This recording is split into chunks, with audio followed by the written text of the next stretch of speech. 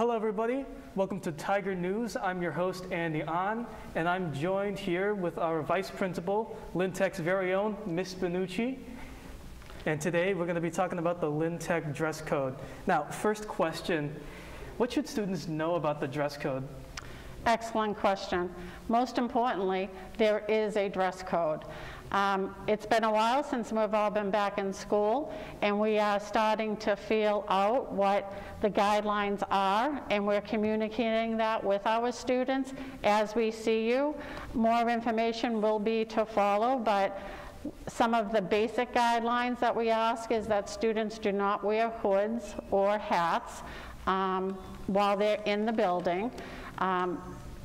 Shoulders should be covered, midriffs should be covered, and shorts or skirts should be fingertip length. Okay, thank you. Now, second question, how long has the dress code existed and has it changed before? Okay, again, another great question. I have been here for 26 years, and there has always been a dress code. Obviously, it has changed with the styles, as styles have changed throughout the years.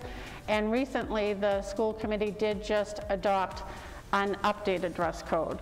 And there is good news to that. The good news is you can now wear rips in your jeans, and that was against the dress code prior to the new guidelines. But we also have a rule that if you are in a vocational program where rips could be considered a safety hazard, then you have to adhere to the shop guidelines when it comes to dress code. Okay, all right. And now for our third question, why is it important in general to follow the dress code? Well, we are preparing you for a future success in a career or a pursuit of a college education, and we think that by adhering to a dress code, that is one step towards success in your career as a future adult. Okay, thank you. Now for our fourth question, what are the consequences of violating the dress code? Like, do you give out detentions, maybe some suspensions here and there? I know you can't expel anybody for that. Yes, that's right. We would never expel anybody. And the last thing we really want to do is give consequences for violating the dress code. So we start with warnings. We tell you that you know that what you're wearing really isn't quite appropriate, and if you've seen me in the hallways, you've seen that we've been doing that, along with Mr. Moriarty, the vice principal here in the main building, and Ms. Hayward, our 8th grade vice principal. We have been giving gentle reminders that there is a dress code and that maybe what you're wearing you shouldn't be wearing. Have any of you seen me in the cafeteria, hats and hoods off? I kind of make this motion, you know, as a gentle reminder.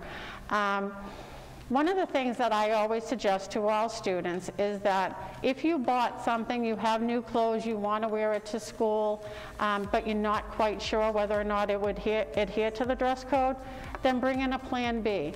Everybody has a locker assigned to them, and if you have something on that maybe you shouldn't have on, you have a second set of clothes to put on. So consequences would be to change. Let's correct the problem. It's not about punishing you, it's about correcting it.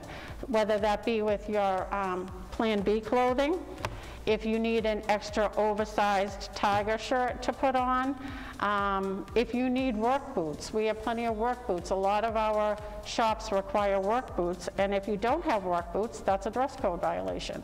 So it's about correcting it at first.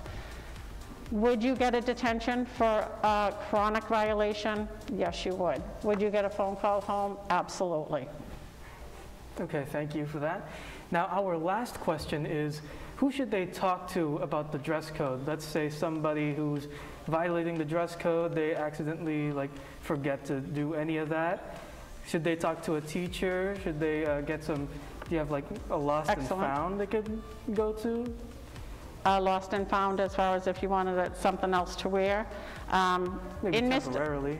Yes, temporarily, yes. And we even have jeans because, again, some of the vocational programs you have to have on jeans that don't have any rips. So we do have a closet full of clothing outside of Mr. Moriarty's office here in the main building, and I have lockers filled of clothing over in the annex building.